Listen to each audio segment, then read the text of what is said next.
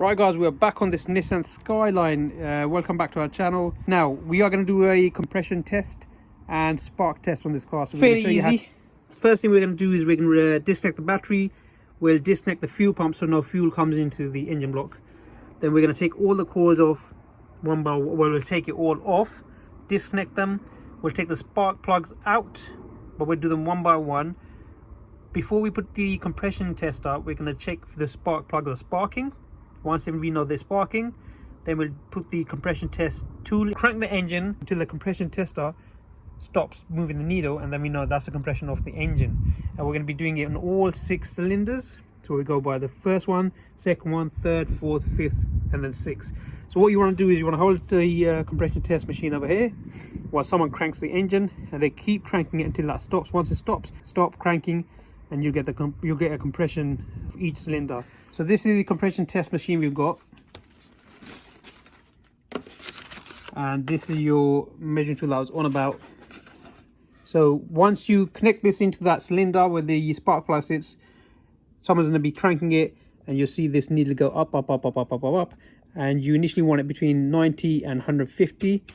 And that will show a decent compression.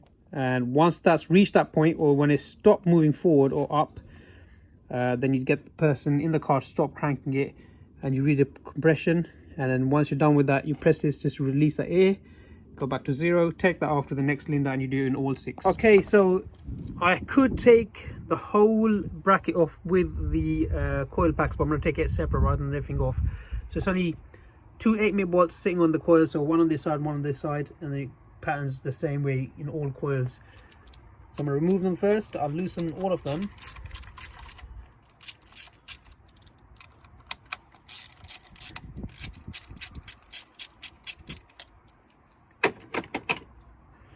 And I'll take the loom off. Oh yeah, come on. Just like that. Remove the bolts. Just remember to put the bolts somewhere safe. Okay, once you've done that, and just pull the plug out, coil out, sorry. And there you go, that's the first spark over there. We can remove the spark, connect this back up, check the spark first.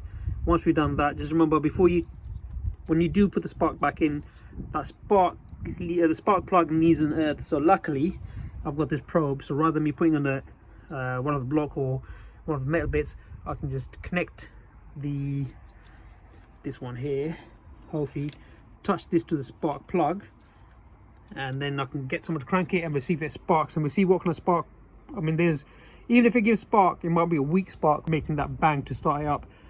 So if there's a weak spark, the CAS might be giving the signal, but because of a weak spark, the CAS might be in fault as well, or it could be the ECU. But once we've done that, and I've checked the spark, then I'll put the compression test machine or compression tester in that cylinder, and we'll go for compression test as well. What I'm going to do now is I'm going to loosen all of the coils.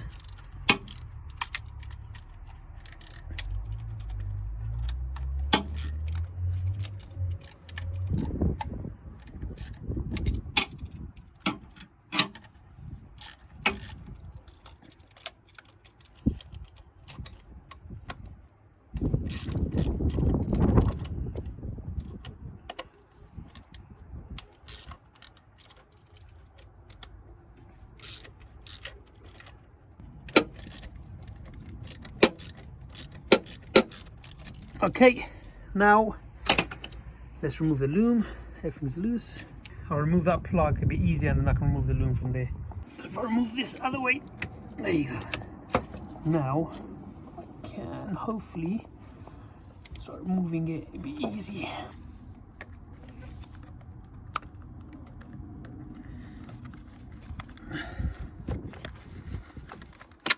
There you go. This one, come to this side over here.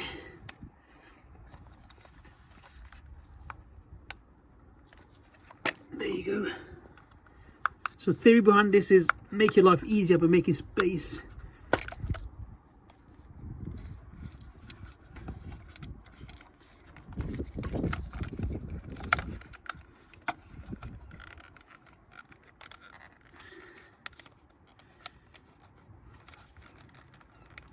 There you go. So now we can move this out of the way. Oh, all right, so see how much space I've created already. Now I can just undo all the bolts. So much easier. Look at all the space I've created. Look at that. Everything's loose, so hopefully I won't need the ratchet. I can just undo all the bolts, keep the bolts somewhere safe, because I am known to losing my bolts.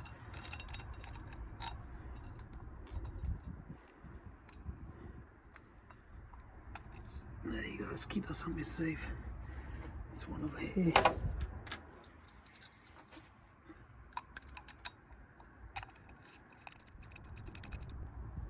Anyway, I'll remove all the bolts. Once I remove all the bolts, then I'll start taking everything out. And obviously you'll have to connect the loom back on.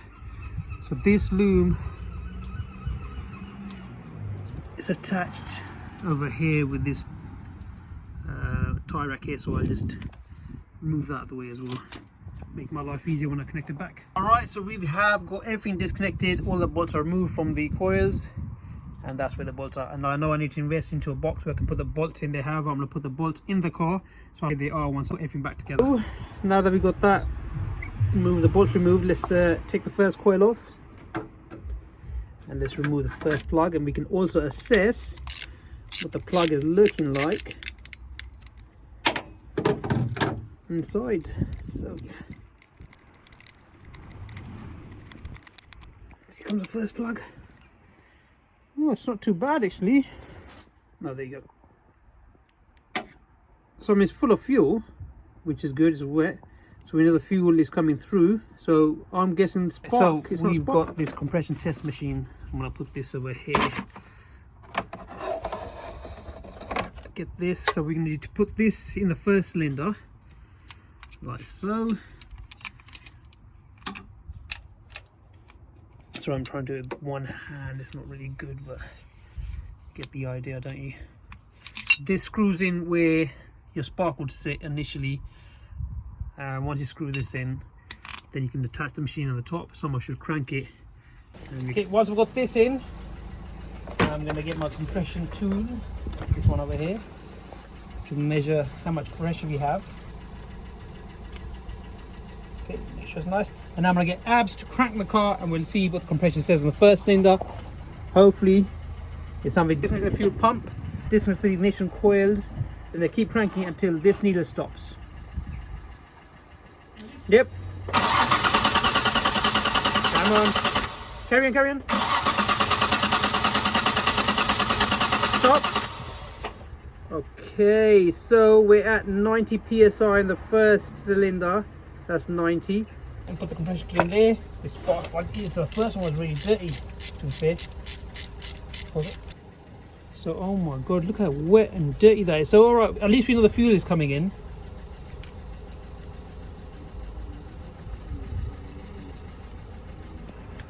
Right, Abs. That's it. So same, we've got 90, between 90 and 95 in this one as well. Okay, so let's go for the next cylinder now. Let's remove this out of the way. Right, put the next one out. Third cylinder is saying, and what the spark looks like from this one as well. So, I mean, I know I've read like an old car minimum should be 90 psi, and 120 to 150 is very healthy and good. So we're getting the reading of 90-95 at the moment. And look at that spark. In that one now.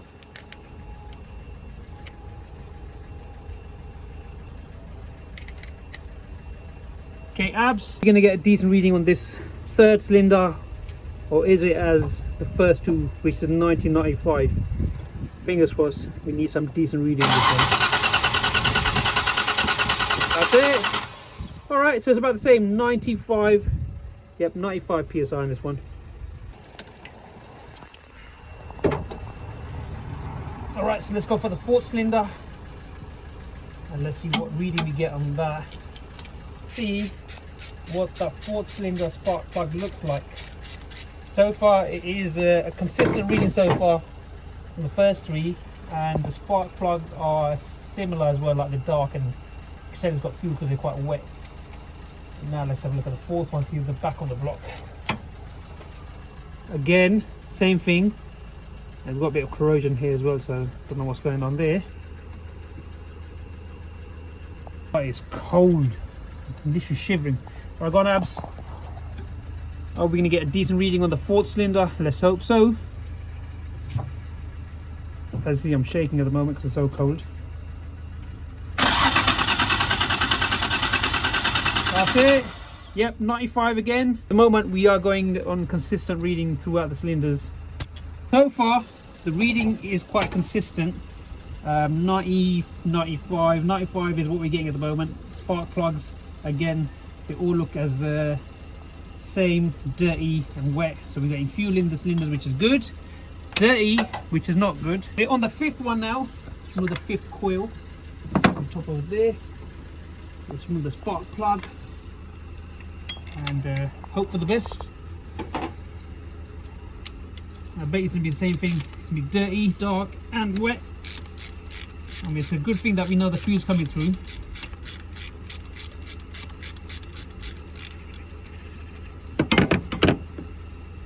And it's a good thing that it's a consistent reading in compression wise throughout the cylinders.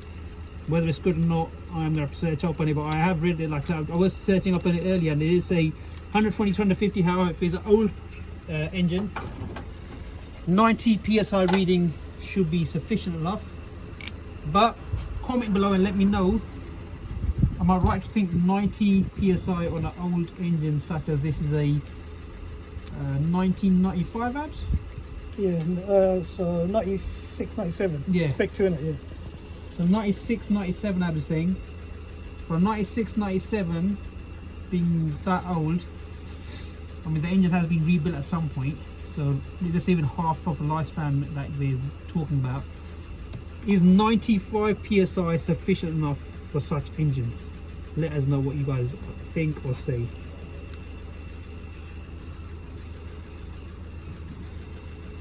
That should be enough. Let's get this on. Right, Abs. Alright, so hopefully we're looking for 95 psi on this one as well. Let's see how we go. Yep, that's it. So yep, as you can see, 90 psi in this one. I say 90, just between 90 and 95. Alright, so we are on the last cylinder. I'm excited to get this over and done with. Last spark, last cylinder. So far so good in consistency wise, in terms of the spark plug condition and the compression test.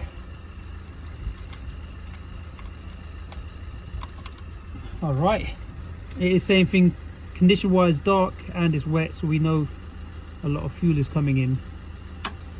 So let's do the compression test, the last one, and then we can clean the spark plugs before we put it in. Clean the spark plugs, put it in, see if it sparks. If they spark, then we've got a fully charged battery now, so that could be one of the reasons why it wasn't starting, because the compression is looking okay from what I know. Are we going to get the same reading as the other ones? 90, 95 psi. Yep, that's it. 90, 95 psi on this as well. Alright, so all of the cylinders are reading 90, 95 psi. Whether that is efficient enough for this engine, I'm not sure. Even though I have read between 120 to 150 is what it should be, and old cars should be minimum 90, and we are hitting the minimum borderline of the compression test. Now what we are going to do once a full, well, we're going to have another episode out, and we'll have an episode where it shows from start to finish of what we've done to the car, the diagnostics that we use, or how we diagnose the problem, and if the car started up. But for now, all we want to do is to show you how to do a compression test on your car with the compression test tool, which we have. So far we're getting 90, 95 psi reading on each cylinder, and as you can see, the spark plugs are in the same condition. dirty, and obviously because of fuel they're quite wet as well. So we're gonna clean these spark plugs out. We're gonna clean them up. We'll check if we're getting spark, and if we are getting spark, we'll put it all back together and we'll try to start, fire the car up, see if it starts up. If it doesn't start up, the next initial thing we're gonna do is we're gonna have a look at the timing of the car. That might be out, it might have slipped, and a lot of people have commented on the shorts that might be the issue. But for now, guys, I hope you enjoyed the video. Stay safe, stay blessed, and don't forget to like, subscribe and share. We'll see you in the next one. Okay, I've got my handyman Abs here cleaning the spark plug. Okay, it's not bad actually. I mean, if you see it, it's nice and clean now, isn't it? Dude, I think it was wet and the fuel got in it, right? The fuel got in it, and I think it just kind of made it look that bad. So I mean, if you look at it now, look how clean it looks.